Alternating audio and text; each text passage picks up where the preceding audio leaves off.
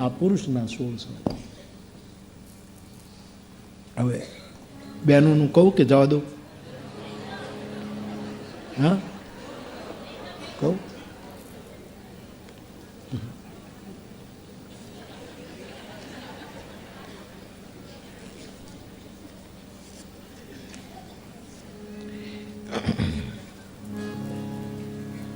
પહેલું માતૃ શરીરનો 16 શણગારમાં પહેલું શણગાર સ્નાન. સ્નાન શણગાર છે.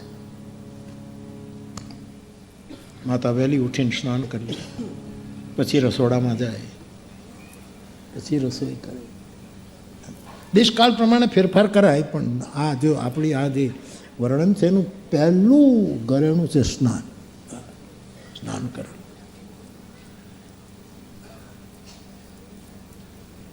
સ્નાન અભંગ. કુળવાન નારીના 16 શણગાર 16, એમાં અભંગ. આંખ અભંગ હોવી જોઈએ.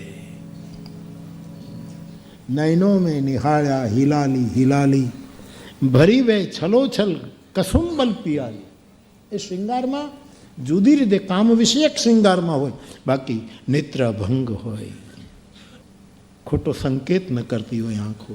અભંગ નેત્રનો ભંગ ભંગીમાં એ અભંગ હોય. એ માતૃ શરીરની શરમથી જૂતકેલી આંખ એનું ઘરેણું છે.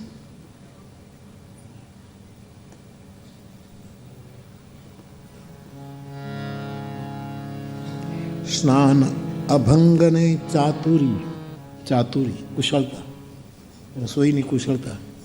કયા ડબલામાં જીરું છે ત્યાં જ હાથ જાય, ક્યાં ધાણા છે ત્યાં જ જાય, ક્યાં રાઈ છે, ક્યાં મેથી છે, ત્યાં ખાંડ છે, ક્યાં ચાય છે, આ બધી એને ખબર હોય ત્યાં જ હાથ જાય છે. આ ચાતુરી એટલે બહુ હોશિયારી નહીં, કર્મકુશળતા. એ ઘરેણું છે. ઘણી બેન તો એના પતિ પાસે જ ડબલા મંગાવે. ધાણાનો ડબ્બો લાવો તો હું પૈણ્યો હું કામ તારી હારે? તે મારી ધાણી દાળ કરી નાખી છે, તું તારી હારે હું પૈણ્યો શું કામ? આ મારા ડબ્બા તને ખોલી દેવા. લાવો તો ખાંડનો ડબ્બો, ચાનો ડબ્બો લાવો, ફ્રીજમાંથી દૂધ લાવો. એને ખબર હોવી જોઈએ સાહેબ કઈ વસ્તુ ક્યાં છે. એ રીતે યોગ કર્મસુ કૌશલમ ગીતા કહે. સ્નાન અભંગને ચાતુર. કંકણ કાજળ સાર. હાથમાં કંકણ હોય અને આંખમાં કાજળ હોય.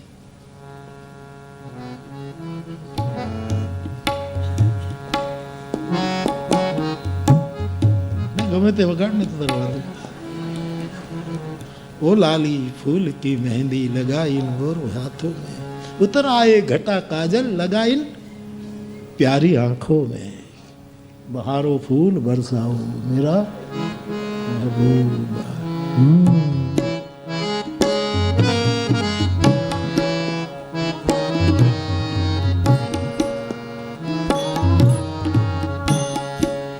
उतर आए घटा काजल लगाई प्यारी आँखों सितारों मांग भराओ मेरा महबूब आया है मेरा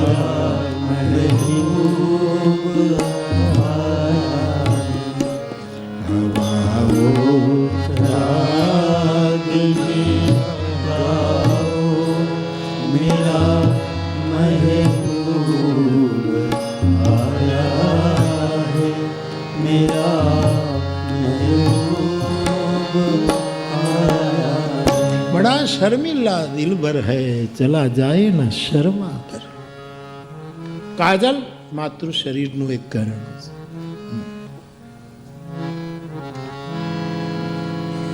કંકણ એ ઘરેણું છે. કાજલ સાર નેપુર પગમાનું પુર.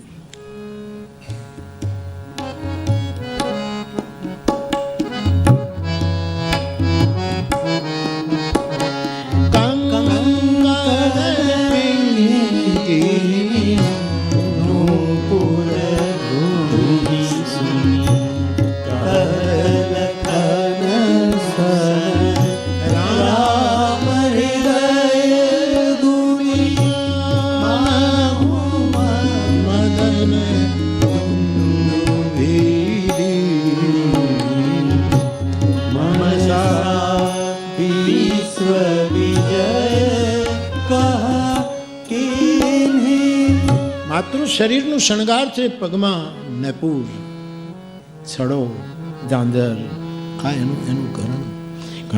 ઘણા પુરુષોય પહેરે છે ઝાંઝરા. અમારે ત્યાં એવું છે, હું નાનો હતો ત્યારે અમારા ગામના પાદરમાં એક શ્યામજી મેપાજી, મારો શ્રોતા, એનું ઘર, એની મેળી, એને ત્યાં એક બાવાજી મહાત્મા આવ્યા.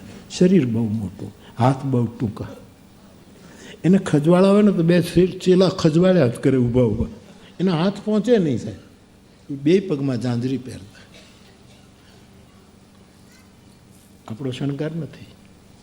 હા, અભિનય કરવો હોય, मेरे पैरों में घुंघरू बंधा दे तो फिर मेरी चाल देखना, ये बात और है. નેપુર અને નકવેશ્વર, નથડી, નકવેશ્વર, નાકનું સુંદર ઘરેણું, એ માતૃ શરીરનું ઘરેણું છે નકવેશ્વર. અને પુષ્પકાર નિર્ધાર, પોતાના વાળની સાથે પુષ્પની વ્યાણીઓ લગાડી હોય, પુષ્પનો આકાર આવ્યો હોય. શૃંગાર રસના બધા વર્ણનો છે. પુષ્પકાર નિર્ધાર, તાંબુલ, બહેનોને પણ પાન ખાવાની વાત કરી. અમારા એક સમાજમાં તો 2 જણા ઈંડોળા ઉપર બેઠા હોય અને પાનની ડબ્બી વચ્ચે રાખે, પાન ખાતો.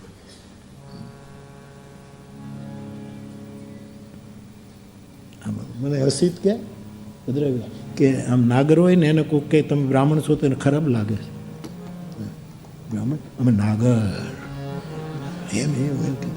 એમ કે એવું ગૌરવ, અમે નાગર. અંગની મર્યાદાનું વસ્ત્ર, વક્ષનું વસ્ત્ર. કુમાર સંભવમાં કાલિદાસ એવું લખે છે કે પાર્વતી સજધજ તૈયાર થઈને ગયા અને ભગવાન શંકર સાધનામાં એની સામે ન જોયું. નિંદંદી મને મળશે તો લેતો. પાર્વતી પોતાના શૃંગારની નિંદા કરે છે કે મારા શૃંગારમાં ધૂળ પડી કે હું આ સૌભાગ્યને આકર્ષિત ન કરી શકી. પાર્વતી, કુમાર સંભવ, કાલિદાસ. પાર્વતી ચારુતા એટલી સુંદર બની છે માં, અને ભગવાન શંકર સમાધિમાં છે, એ આકર્ષિત નથી. જો મારો પુરુષ મારા રૂપ ઉપર આકર્ષિત ન થાય તો મારા રૂપને ધિક્કાર છે, મારા રૂપને નિંદા કરું છું. જો મારો જોનારો મને ન મળે તો. અને એના ઉપરથી ભદ્રાયુભાઈ આપણે ત્યાં લોકગીત આવ્યું,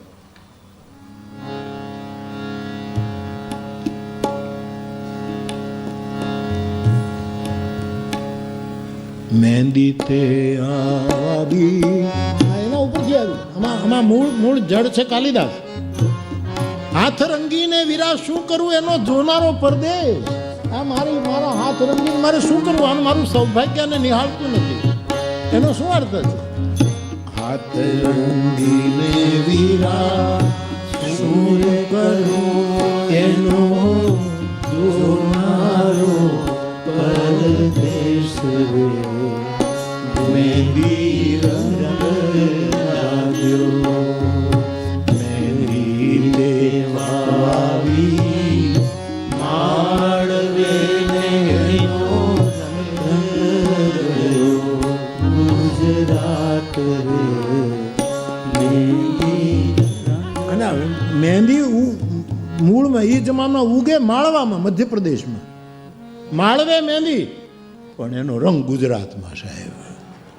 ગુજરાતમાં જેટલી મહેંદીનો વિસ્તાર થયો છે, પણ મૂળ એની જડો, એનું ઘરાનું માળવો છે. એ માળવાના રાજાએ ભેખ લીધા પછી પણ શ્રૃંગાર શતક લખ્યું છે ભર્તૃહરિએ સાહેબ. એમાં બધા જુદા જુદા સંદર્ભ. મહેંદી તે વાવી માળવે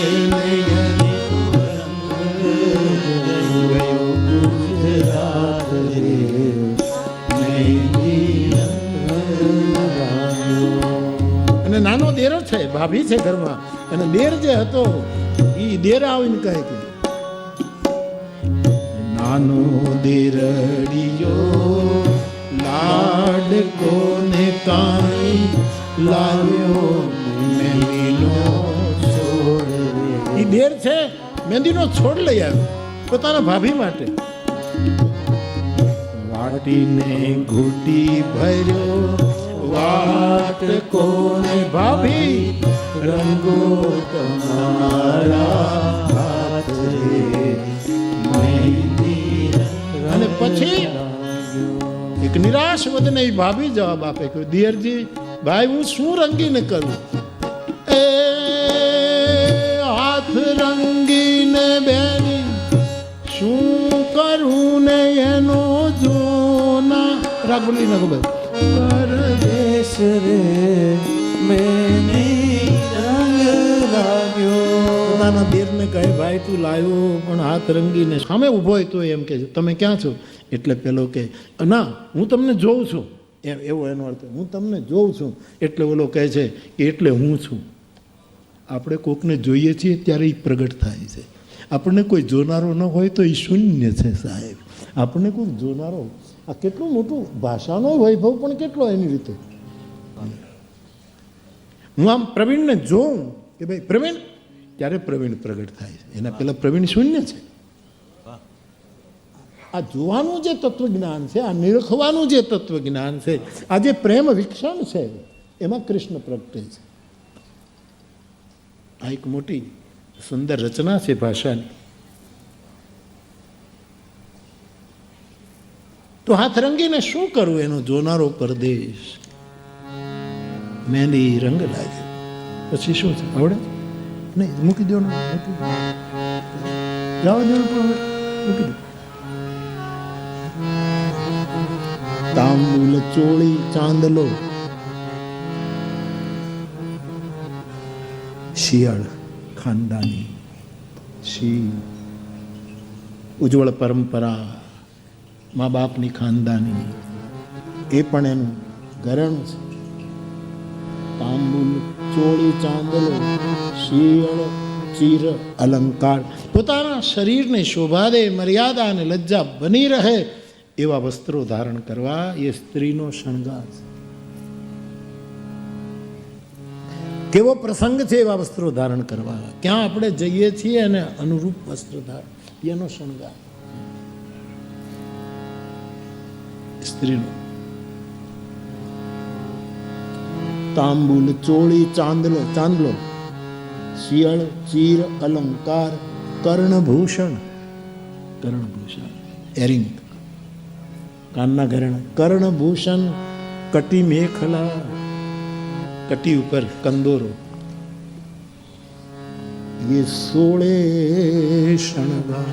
આવું ચિત્ર બનાવ્યું સાહેબ, 16 શણગારો પહેલા ચિત્રકારે, જેમાં 16 શણગાર હતા. ને હું લઈ ગયા બહાર સૂરજના પ્રકાશમાં ચિત્ર રાખ્યું છે.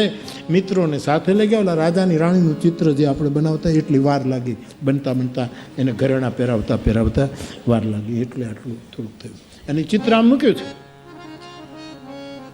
અને કોઈ પણ વસ્તુને બરાબર જોવા માટે એક ડિસ્ટન્સ જરૂરી છે. આ વ્યાસપીઠને તમારે બરાબર જોવું હોય તો અમુક નિશ્ચિત ડિસ્ટન્સ જરૂરી છે. બિલકુલ આ હેતને હું એમ કહું કે અહીંયા બેસ જાય અહીંયા, તો એ મને નહીં જોઈ શકે. બેસી તો જાય, એને કહું એટલે હમણાં કૂદકો મારીને બેસી જાય. એ તો મારા માથે બેસી જાય એમ છે કીધું હોય તો.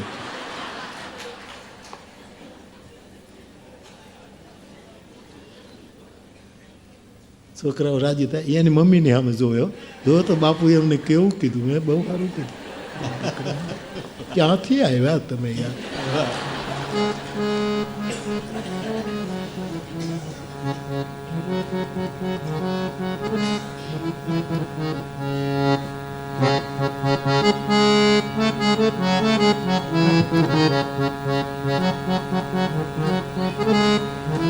બહુ સરસ. ઓગળ્યું, અમને ખબર જ નથી એને શું કહેવાનું. કાંઈક હશે તો કરે, એના મગજમાં બધું ઘૂમતું. છોકરો સરસ વગાડે. હા,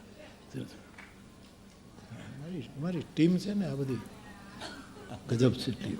નથી કર્યા, પડાપડી થાય છે, કોઈ ઓછા નથી કર્યા. કોઈ તબિયતને કારણે, કોઈ બીજું કારણ, બાકી કોઈ ઓછા કરવા એવું છે. હમણાં તો હિતા હાર્મોનિયમની બહુ માંગ આવી છે. અમને બેસાડોને ભેરવો નહીં થવા દઈએ, ભેરવી વગાડીશું એવું બધા લોકો જે જાણે છે એ બધા ઈચ્છે કે ભાઈ અમે વગાડીએ, બધાની ઈચ્છા હોય છે. પણ હવે એની જે બી આપણી પાસે ગાયકી હોવી જોઈએ ને, એ તો કેવું ધણણ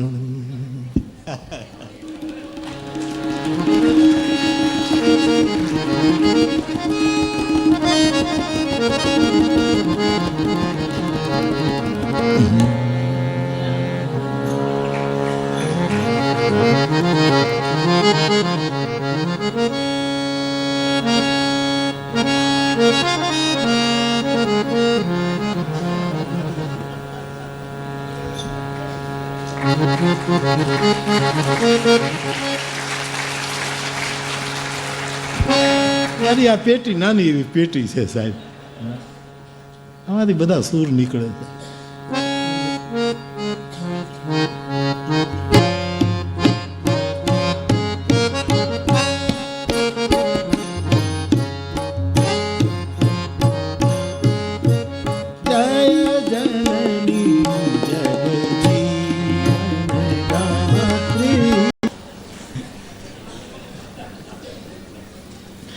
વ્યાસપીઠ જે કરે એ બધા કરે. અસલ વત્તા નકલ બરાબર સફળ સૂત્ર છે. પાસ થઈ ગયું સૂત્ર.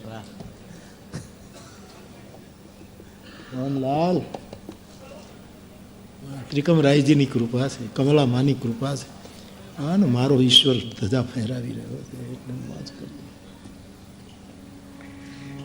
તો એક ડિસ્ટન્સ બીજાને પરમાણવા માટે, બીજાને નિરખવા માટે એક નિશ્ચિત ડિસ્ટન્સ હોવું જોઈએ.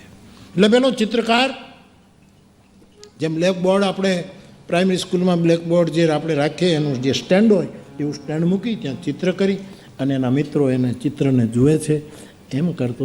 પણ એ અદ્ભુત, મેં હમણાં 16 શણગારની વાત કરી એવું ચિત્ર હતું સાહેબ. અને પછી એને નિશ્ચિત અંતરથી નિહાળવા માટે પાછી પાનીએ જાય છે. એને બરાબર પોતાના ચિત્રને પરમાણવું છે. એ જાય છે, જતાં એને ખબર ન રહી કે પાછળ ખીણ છે. એ નિરખવા એક નિશ્ચિત દૂરી નિર્ણિત કરવા માટે પાછળ અને પેલા મિત્રો જે જુએ છે કે હવે જો 2 ઇંચ પાછળ ગયો તો ખાઈમાં મરી જશે. અને એ જ વખતે એક મિત્રએ રંગનો પૂંછડો લઈ આખા ચિત્ર ઉપર પૂંછડો મારી 10 વર્ષની મહેનતને નિષ્ફળ કરી દીધી. કારણ કે એવી જગ્યાએ પહોંચ્યો હતો કે એને એમ કહું કે હવે આ પાછળ નહીં જતો તો આમ જોવા જાય તો એ પડી જાય. હવે એને જરા એટલે આ ચિત્રને બગાડી નાખ્યું. એટલે પેલો દોડ્યો કે આ તમે શું કર્યું, આ શું. એમાં ક્યારેક આપણા લક્ષ્ય સુધી આપણે પહોંચવાના હોઈએ, 10 વર્ષની સાધના કરી હોય પણ આપણું પરમહિત કરનારું આપણું કોઈ મિત્ર છે પરમાત્મા, એ ચિત્રને બગાડી નાખે ત્યારે દુઃખી ન થવું. તમે જીવતા હશો તો બીજું ચિત્ર બનશે, નહીંતર ક્યાંક ખાઈમાં મૃત્યુ થશે. રહી વાત હનુમાનજીની જે દિવ્ય ગતિ છે એક લક્ષ્ય તરફ છે. એ લક્ષ્યને સાધવું એ ઈશ્વરત્વ છે. બીજું